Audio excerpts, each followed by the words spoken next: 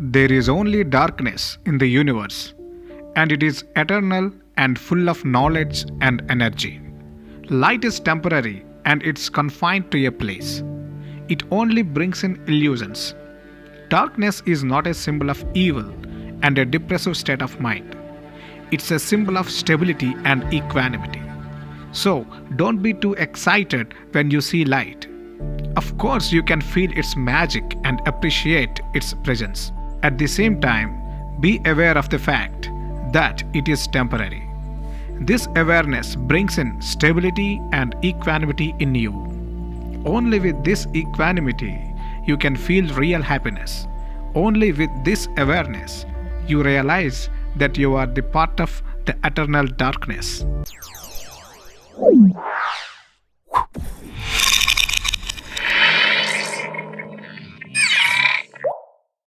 We all know that happiness and sorrows are common to each of us.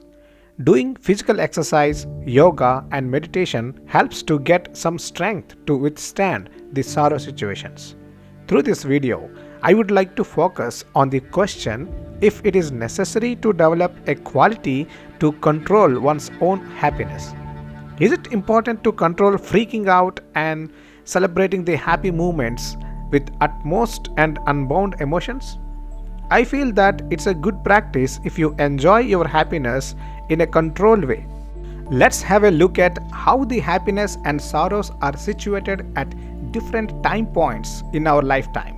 If this is you and the arrow represents the timeline of your life, sorrows and happiness are situated at different time points where they stretch at certain time periods. These happiness and sorrows are created by your current deeds and travel faster than time and find their places in the future and sit there. They are also created by people around you, your relatives, or any other factors. When time drags you along with it, it is certain that you will be facing those sorrows or happiness. It doesn't matter how many such sorrows and happiness are placed in your timeline, it only matters how you handle them when you are passing through them. When you travel through the sorrows, there are three ways by which you can reduce or completely avoid your mental pain. Knowledge path. If you have the complete knowledge of a problem, why it arrived, and how and when it goes away, you naturally develop the capability to reduce the resultant pain. For example, getting sick from a known common infection which has a working medication, the fever doesn't bother us much since we already know that it will be gone in few days or weeks. Belief path. During the sorrow period, you strongly believe in some supernatural powers and assume that that power will get you out of the problem, or you believe that the doctor will cure the infection. Meditation path. You practice meditation so that your mind develops a strong shield towards pains of sorrows. Whenever you face sorrow or happiness, do not focus directly on them with your conscious mind. Just focus on the source of them. Focusing on the source of happiness or sorrow keeps your subconscious mind active. If that is a sorrowful situation, it finds a way to withstand or solve the problem. If that is happiness, it finds the future plans on how to protect this achievement and proceed further. If you focus directly on sorrow with your conscious mind and you own it completely, your mind loses discretion and amplifies the pain. The same happens to the happy situation. If you focus directly on happiness with your conscious mind and you feel it completely, your mind again loses the discretion and amplifies the happiness. What happens if you do not pay attention to the source of happiness and amplify the resultant happiness? Our mind, after enjoying the high wave of happiness, once the happiness period is done, it searches for reasons to get a down wave more or equal to the peak of the upper wave. If the mind does not find a problem equal to that happiness at this time period, it finds any small bad incident nearby and amplifies it to get the down wave. The mind even considers the lack of happiness as sorrow or a problem. For example, when our close people visit us, we are happy.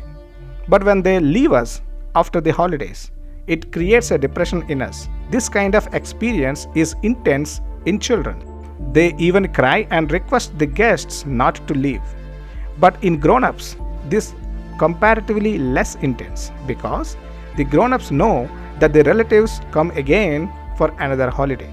The best way to avoid this pseudo down wave is to avoid the peak wave caused due to happiness.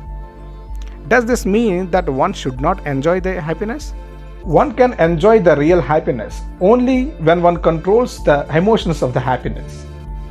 The happiness gifted to a person who is incapable to handle it properly will turn out to be a misfortune. When there is happiness, our mind tries to amplify it by adding more emotions to it and guides us to express it. These are the emotions which actually cause an extra peak in the upper wave. If we allow our mind to do this, it also does the same during the down peak. In the same way, after each amplified sorrow, a pseudo happiness will follow. Our mind again searches for reasons to compensate for the sorrow wave. For example, one can find laughing unproportionately even for a fake joke. This creates a fake or pseudo happiness and sorrow wave. The more such pseudo waves are created in a life, the more agitated it is.